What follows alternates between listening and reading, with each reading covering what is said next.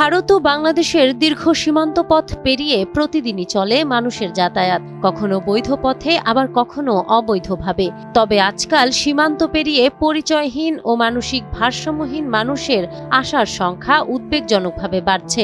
বিশেষজ্ঞরা বলছেন, বিষয়টি কেবল মানবিক সংকট নয়, বরং দেশের নিরাপত্তার জন্য বড় ধরনের হুমকি।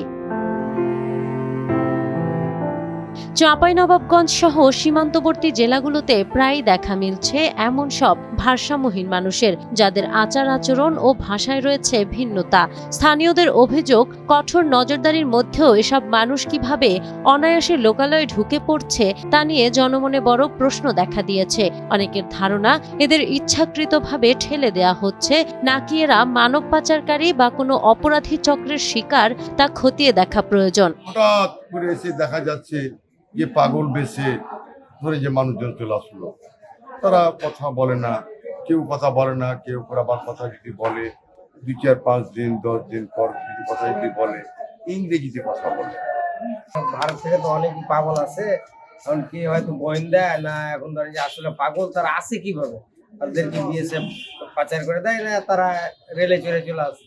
আবার কেউ বলে যে এটা ভারত থেকে আসে, হিন্দিতে কথা বলে, কেউ আমরা মনে করি গোয়েন্দার উপর এটা পুলিশ তদন্ত করে দেখা উচিত। অনেক সময় মানবিকতার খাতিরে এসব মানুষের স্থান হয় বিভিন্ন স্বেচ্ছাসেবী সংগঠনে, তবে সবচেয়ে বড় চ্যালেঞ্জ হয়ে দাঁড়ায় তাদের পরিচয় শনাক্ত করা।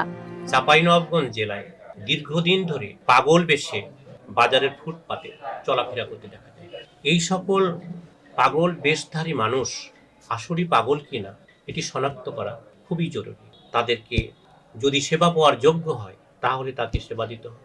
আর প্রকৃত পাগল না হয়ে পাগলের বেশধারী যদি কোনো অপরাধী হয়, তবে আইন প্রয়োগকারী সংস্থার মাধ্যমে তার আইনের আওতা আনা যেতে পারে।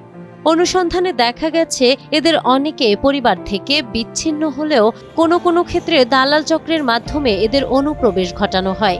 45-50 জন আমরা ভারতীয় নাগরিককে সেবা দিয়েছি, কিন্তু আমরা পরিবারে পাঠাতে পারছি মাত্র 3 জন।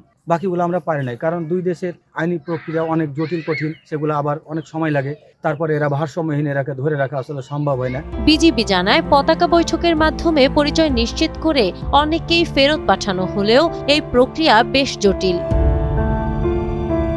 সীমান্ত নিরাপত্তা ও মানবাধিকার রক্ষায় এই নীরব বাস্তবতা এখন গুরুত্ব দিয়ে দেখার দাবি অপরাধ বিশেষজ্ঞদের।